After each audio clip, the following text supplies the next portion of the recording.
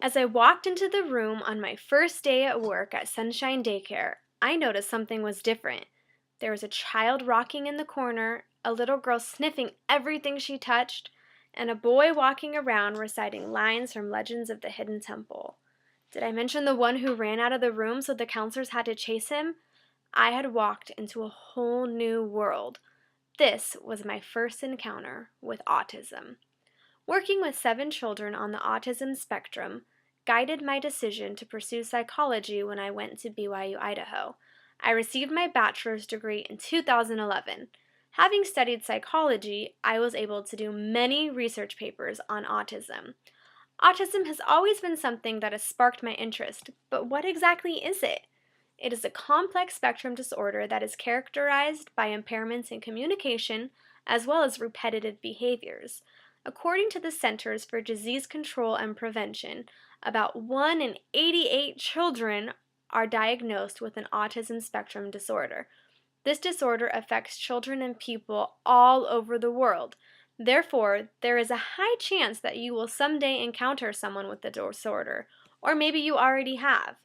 Because it is something that we see more and more, autism is on the rise. So today I'm going to tell you a little bit about what it is, a few theories of its development, and some of the suggested treatments. First, I would like to talk about what is autism. The term autism spectrum disorder is a general term used to describe a complex brain disorder. The reason it is called a spectrum disorder is because each individual diagnosed is affected to a different degree. According to the Autism Speaks organization, there are many symptoms involved, which are usually obvious between the ages of 2 and 3. The symptoms I would like to talk about are difficulties in communication, socialization, and self-stimulating behaviors. I would first like to talk about difficulties in communication. Children with autism do not hit the developmental milestones as most children do. They tend to be delayed in using gestures, speaking, and even babbling as infants. Another reason why those with autism have a difficulty in communication is because of their inability to interpret others' body language or words. For example, someone could interpret a sarcastic remark as being true because they aren't able to read body language or sense sarcastic tone of voice. The next symptom I would like to discuss is difficulty in socialization. If you've ever encountered someone diagnosed with autism, you may have noticed a difficulty in maintaining eye contact. Oftentimes, when I would talk to my autistic children that I worked with, I would place their hands on my cheek to help them look into my eyes. Another social challenge that is experienced is emotional regulation. Behavior may sometimes seem immature or uncalled for. An example of uncalled for behavior that I have seen was a little boy who would hit himself in the head if he were to get in trouble. He would just sit there punching himself in the head over and over and over again. There was also another one who, when he was upset or something didn't go his way, or if he messed up on a craft, he would throw things off of the counter and thrash his body all around.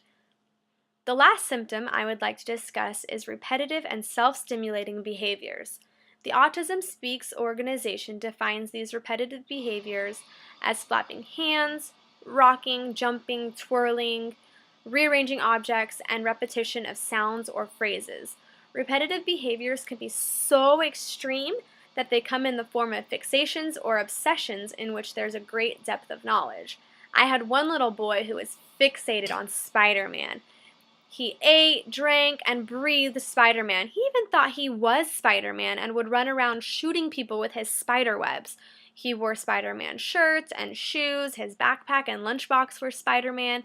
He knew Spider-Man inside and out, and he watched it all the time. Do you get the point? He is a good example of repetitive and fixated behaviors. According to the Centers for Disease Control and Prevention, the occurrence rate of autism is 1 in 88. Because of this, there are many different theories of its development. However, today I would like to introduce you to 2 newer theories of the development that I have found. According to Dr. John Grohol, these 2 theories are impairment of nerve fibers and irregular hormone activity. The first finding by Dr. John Grohol is an impairment of bundle nerve fibers. This means that the brains of those who have autism are structurally normal, however, they are just not regulating properly. This theory suggests that the nerves in the brain are impaired in receiving sensory information from all areas of the body. You may be wondering why this is important. This is important because according to Dr. Grohol, it leaves the hope that some of the symptoms could be reversed. The second of Dr. Grohol's findings is an irregular activity of a hormone called cortisol. Cortisol is what controls stress in the body. When encountered in stressful situations, cortisol is released and allows the body to react quickly to the changes. In most normal people, upon waking in the morning, levels of cortisol are increased. However, in those diagnosed specifically with Asperger's, they do not have the morning peak of cortisol. This is important because the chemical changes of cortisol can be an indication as to why those with autism have a greater difficulty with adapting to their environment and new changes and adjusting. Because autism is considered a spectrum disorder, this means there's a variety of treatments available. One route to treatment is through medicine. According to the Mayo Clinic staff, there really is no medicine that can cure autism. However, certain symptoms can be controlled. The Mayo Clinic gives an example of this by demonstrating that antipsychotic drugs can be prescribed for behavior, as well as hyperactivity drugs. Another route to treatment is the therapeutical. Behavioral therapy is a common therapy that is used in helping children and individuals affected. This is a therapy that focuses on a range of social skills, as well as language and behavioral difficulties. The goal of behavior therapy is to bring the individual as close to normal functioning as possible. Some therapy programs will help teach new skills and use the principles of reinforcement to stop certain behaviors. I took a 16-hour applied behavioral analysis training course in which we learned to replace self-stimulating and interfering behavior. According to Dr. Tika J. Harris of May Institute, the ultimate goal should be to replace the behavior with another behavior that provides the same reinforcement but does not make the person stand out. For example, if the children flaps their arms when excited, they could be taught to clap, tap on a table, or put their hands in their pockets, which could be considered more socially appropriate, while at the same time giving them the stimulation they desire. I learned in my training that the children with autism are always one step behind normally functioning individuals. They won't outgrow their autism, rather they will learn to adapt to live as close to a normal life as they possibly can. Ultimately, the route to treatment is a decision that the parents of a child with autism will make with the help of their doctor. Remember the children I mentioned earlier? There are many children like them who are affected with the autism spectrum disorder. Their abilities to communicate and form relationships are much more difficult than most people's.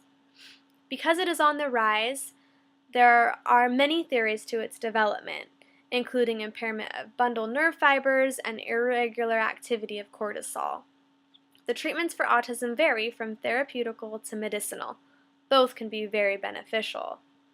I hope that I have been able to provide you with a brief introduction to autism and some of the theories and treatments. Autistic children, like the ones I worked with, made life so much more worth living. Life was more exciting. A wise, unknown person from a blog for parents with children with autism sums it up perfectly. God created autism to help offset the excessive number of boring people here on earth.